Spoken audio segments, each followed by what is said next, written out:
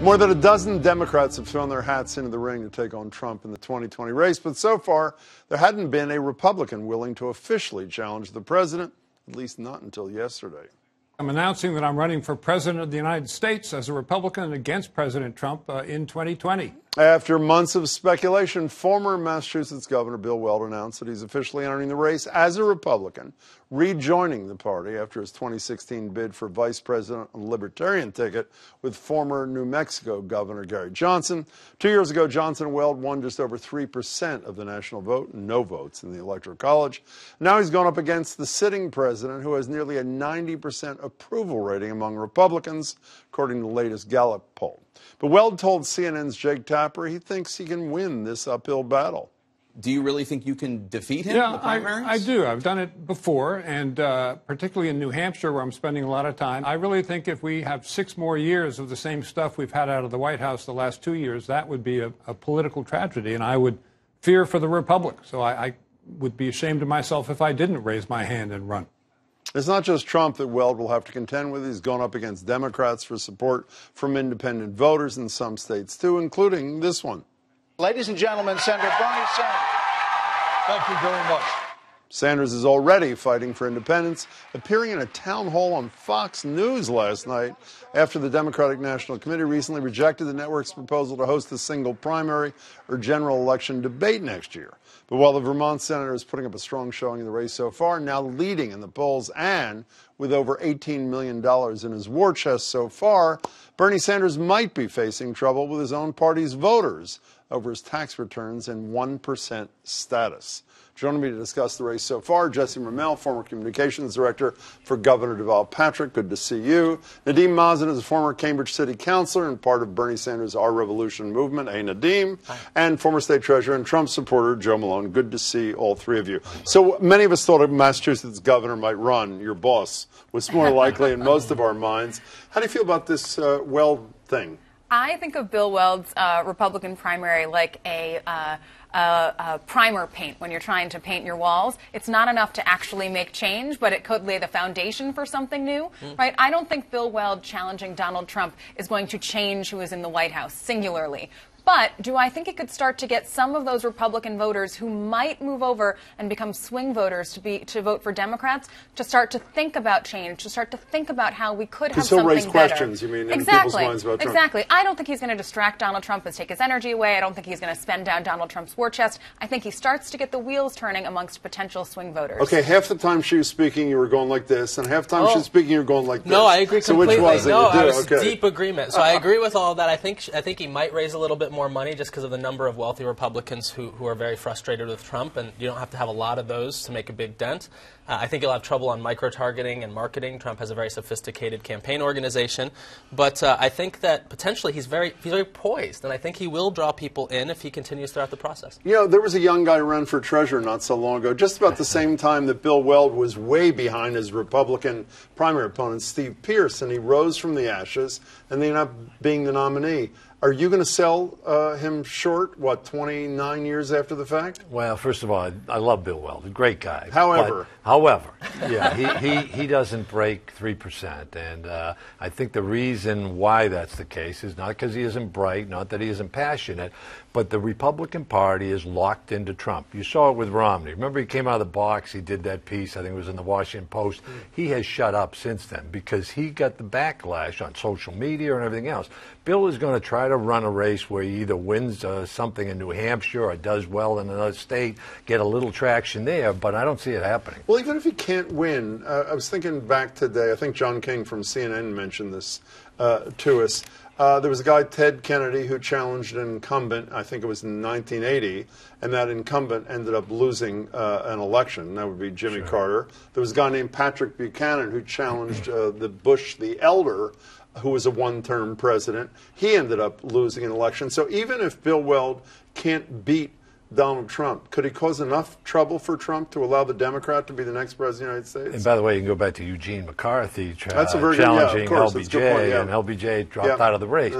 Unless the economy or some other crazy event took place here that really drove Republicans against Trump, I don't see it happening. I don't see an opening there. Speaking of openings, the speculation has been less about Bill Weld so far and more about three pretty prominent Republicans in America. Bob Corker just resigned, didn't run for re-election, senator from Tennessee, former head of the Foreign Relations Committee. He's the one who said, if you recall, boy, how things have changed. The generals are what stand between us and chaos. I guess the generals didn't do that.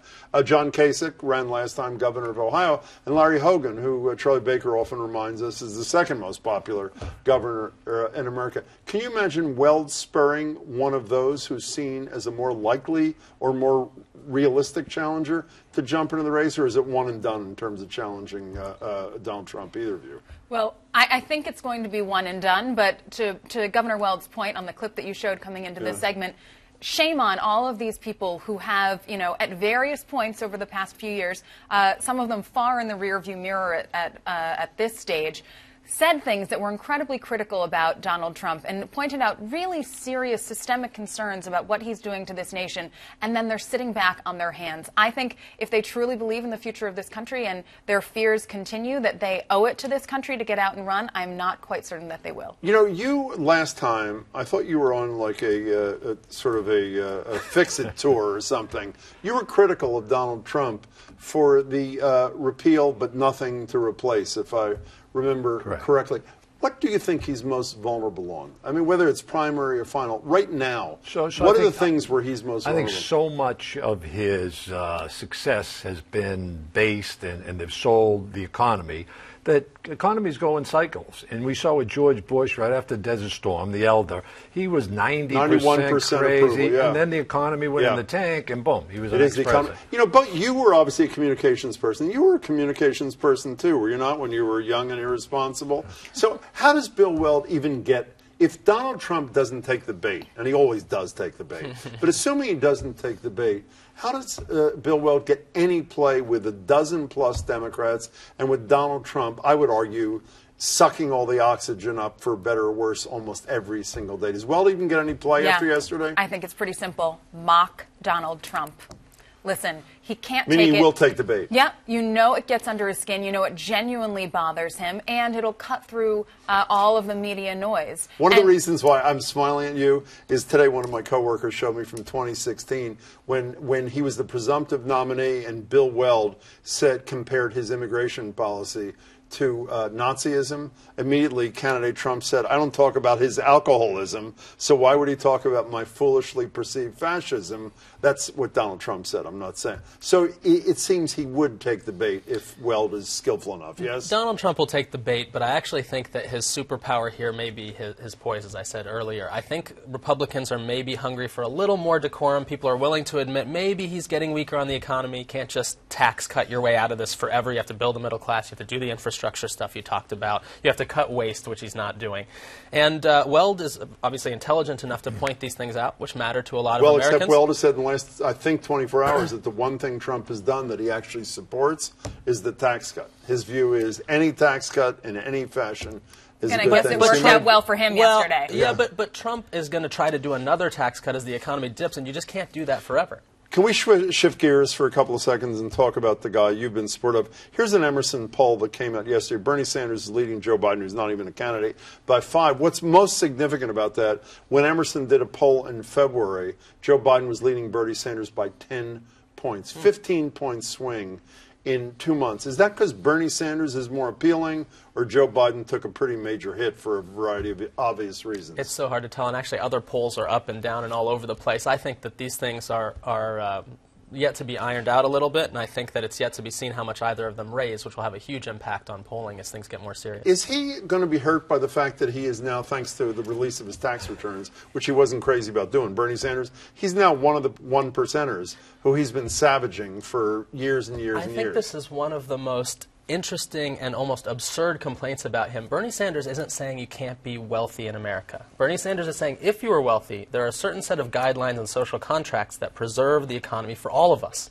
And so he is willing to abide by those, probably a much higher tax rate, a return to corporate tax rates that are more responsible, and a conversation about how taxes are used to support the economy and education and infrastructure in the future. Are you still with him, by the way? I am with him. I'm open and watching the field, but it seems like he's going to be the right candidate, and the person who can't just, isn't just going to say this stuff. He's actually going to do it. Isn't he the same sort of disruptor from the other side of the political spectrum as your guy was a couple of years ago? So it's funny because the Democratic Party has now moved to where Bernie Sanders was, which A, makes him look like a leader, B, going on Fox and spending, an hour with him on Fox shows that he's fearless. He's looking good. I think he does well in Iowa. I think he does well in New Hampshire. And then he's got a boatload of money going into California. Speaking of Fox News, there was an interesting moment last night when Medicare for All came up. Brett Baer, one of the conductors of the thing with Martha McCallum. First you'll see Baer and then just follow this.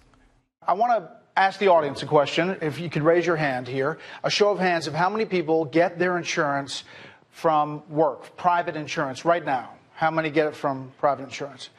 Okay. Now, of those, how many are willing to transition to what the senator says, a government-run system? And by the way, I should say, Baer or McCallum said prior to this was a very diverse, ideologically speaking audience. This is not all Bernie fans, yes? Right. Yes, correct. That surprise you? No, because, I'm sure they cut the deal. Bernie said, I don't want to be in there with, the wrong group of people. So that was part of prearranged. Well, they said ideological diversity. Can I say something about health care real quick? People are hurting on health care all across the country. Republicans, Democrats, everyone knows someone who has been given the short end of the stick by an insurance company or a decision or a lack of insurance. And when you live with that, you look at someone like that and you say, I don't care what stripe you are, I have to take care of my loved ones. One last thing for you. Bernie Sanders wrote a letter, and I can't tell if it was heartfelt or it was strategic, to a Clinton-allied think tank saying, stop messing with me and this, essentially I'm paraphrasing, and this whole primary thing. The suggestion is it's either Clinton people who are still upset about what he allegedly did to her a couple of years ago, or they think legitimately, on their part at least, that he's moving the party too far to the left. What do you make of that? I think we all need to take a deep breath, right? I think it is incredibly easy to keep licking our wounds from 2000 and what year was it that we had the election? 2016. It feels like it's been 150 years since then. Whatever it was. Whenever it was that thing happened, I think we all need to stop licking our wounds and focus on getting Donald Trump out of office. I don't care who wrote what, that's upset about what. Let's focus. Let's elect a great candidate. Let's talk about policies, and let's get Donald Trump out of there. Luckily, we have no time for Joe to respond. Joe, it's That's very my nice favorite to see type you. of segment. Thank you very much. Thank you. Nadeem, great Yeah. to see you. Jesse, thanks as always.